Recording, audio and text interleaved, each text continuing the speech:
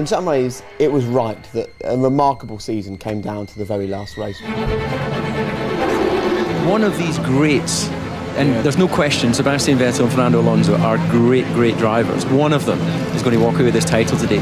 Which one? In normal condition, Sebastian would have easily taken the place because he is very good, the car is very, very strong. But we also know that when you are under pressure, you start to tremble. 13 points the gap in the championship. Even if Vettel falls off the road, Alonso has to finish top 3 to win this championship. None of us could have predicted what was about to unfold. Everything that could happen, happened, and everything that could go wrong in a way went wrong. Lights out, away we go, and Hamilton versus Button off the front row. Vettel away slowly. Wow, we have a race on our hands. Vettel did not get away at all well there. It seems that he had the worst start of the season.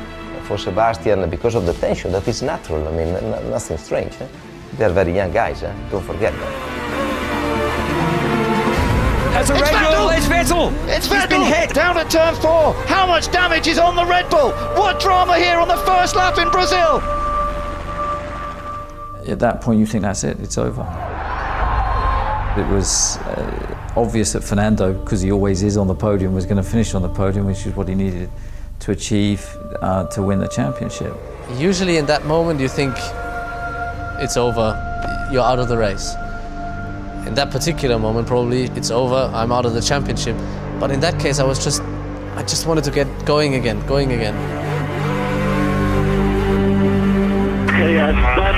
Someone hit me, I'm coming back. I think I have done it. Our priority was to win the podium because whatever's happened to Sebastian, if we are not in the podium, we had no chance. Alonso moves up into 3rd place, which is where he needs to be if Vettel gets no points here today. I didn't know how much damage there was, so I drove past the main straight close to the pit wall to give Adrian and give people a chance to have a look. Sebastian, there's visible damage, but stay out to see how the car behaves. We cannot fix it. It's not front wing. We cannot fix the damage. There was a lot of damage to the exhaust system and the aerodynamics in that part of the car. But then he started coming back. Vettel's just done a quick lap faster than anybody else. This isn't over yet. Alonso's gone wide! Alonso's gone wide! Hulkenberg's gone past! Vettel's just trying to pick them off one by one. Fantastic by the Red Bull. He was determined that he wasn't going to let the championship slip away. I just kept going. Surprisingly quickly, I was behind Fernando. Look at Hulkenberg challenging Hamilton for the lead. Oh no! Oh, they've made contact! Hamilton and Hulkenberg! And now that's going to be Button leading and Alonso in 2nd place. Hamilton's final race at McLaren ends with a damaged car. Sebastian, the radio does not work. The radio does not work. It was too dry for inters at that point, so we had to stick to our basic rule of we've got to fit the right tyres for that moment. This is a crucial call for Red Bull to keep him on slick tyres. That's a brave decision from Red Bull. And within 30 seconds it started to rain. Box. His radio had stopped working. He could hear us, but we couldn't hear him. They didn't have the tyres ready. Look, it just took so long to get them on. Vettel's obviously made the call. The team haven't heard him. And he arrived in the pit lane, and then it was like, well, what does he want? It must be intermediates.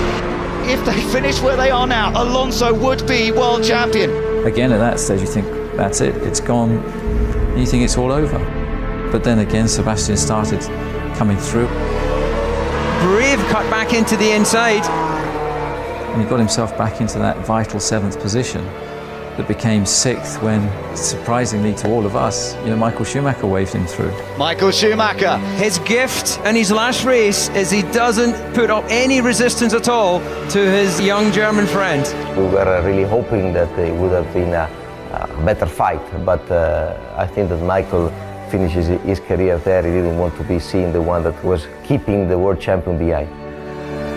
Sebastian, this position is good enough. Your current position is good enough. 10 laps to go, I had the call that where we currently are is enough.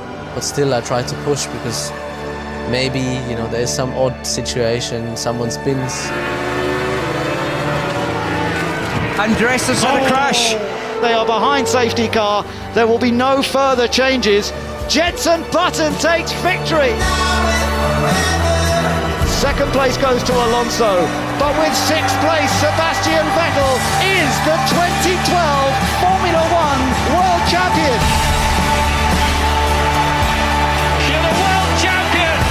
You're the triple world champion, Sebastian Vettel! You are the man! You're a triple world champion! Having succeeded and everything just falls off, you know, and it just... Straightforward, mate, wouldn't it? That's straightforward. In a way, you don't even have the power to maybe realize what happened, or the power to celebrate the way you probably thought or dreamt of, you know, celebrating.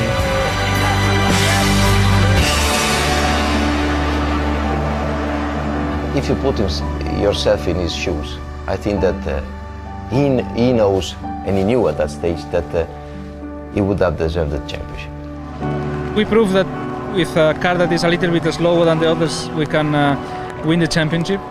With a car that is same as the others, probably we win the championship a few races before the end. And with a car that is a lot slower than the others, we fight until the last race.